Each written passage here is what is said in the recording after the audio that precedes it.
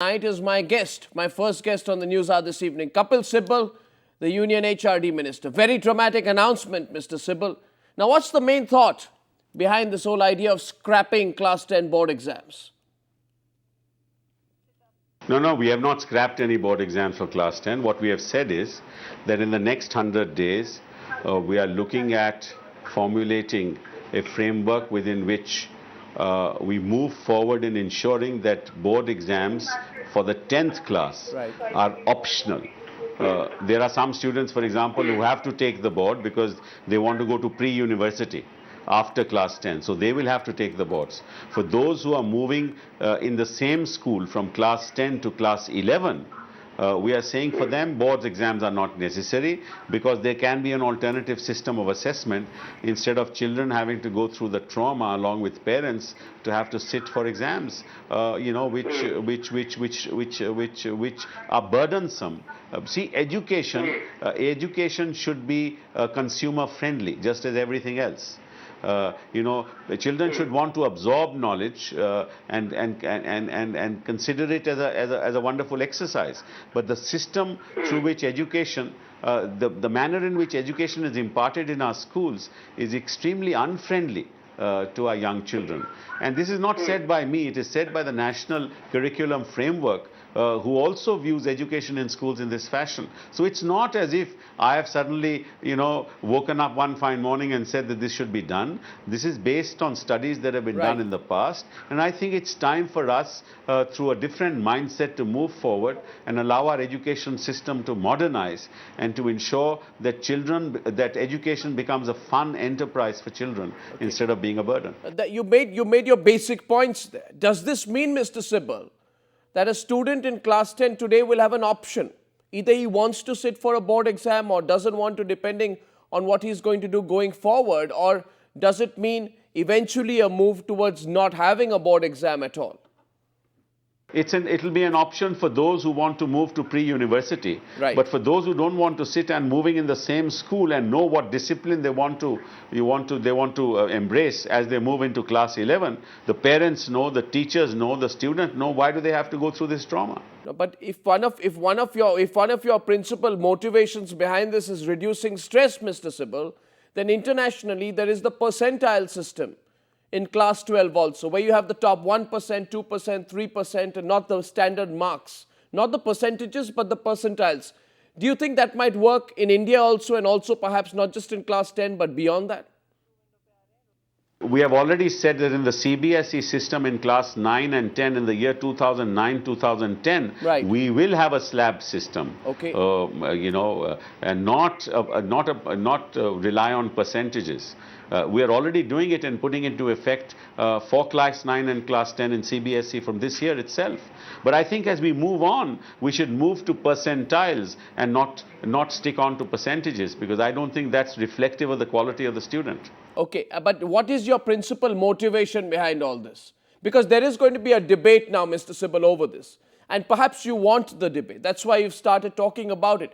Is your idea to de-traumatize students, as you said, which is a good catchphrase?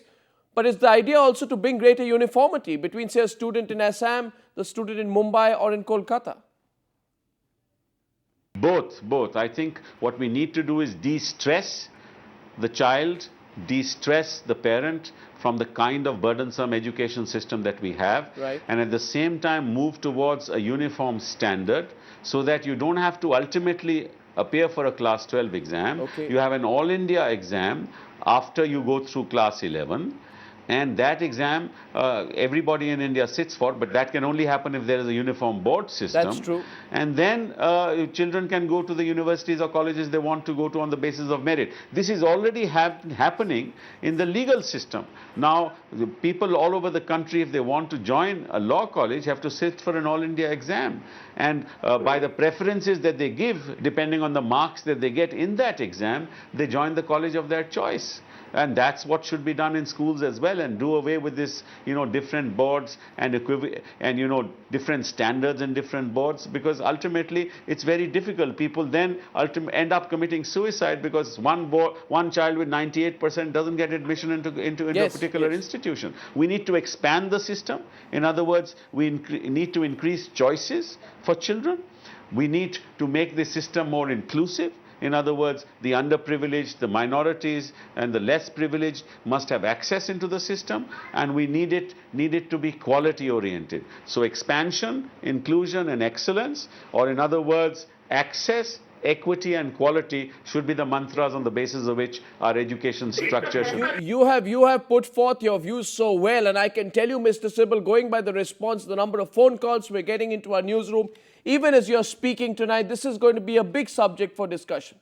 But then if your focus is on building people, Mr. Sybil, building personalities and not just those who cram books, why don't you also change the curriculum that students follow? The very standard curriculum, which has not changed for decades, doesn't encourage involvement in things other than plain textbooks for a 14, 15, 16-year-old.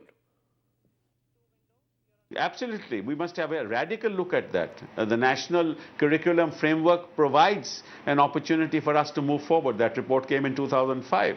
And we should look at that and move forward in that direction. At the university level, you should have a system of being able to transfer your credits from one course to another. You should have degrees like law and engineering, law and medicine, law and business. And we have none of that. So I think we need to move away from the stratified old structure of education that we have and move on to be players in a competitive world. True. We should have the best universities in the world out here. We send 160,000 students every year outside and spend $7 billion.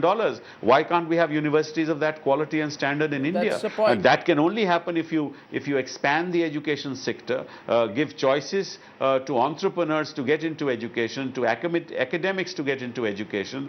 Teach your teachers and have training for teachers, continuing education programs, distance education under a particular framework. All that requires to be done fast. We cannot wait. Yes.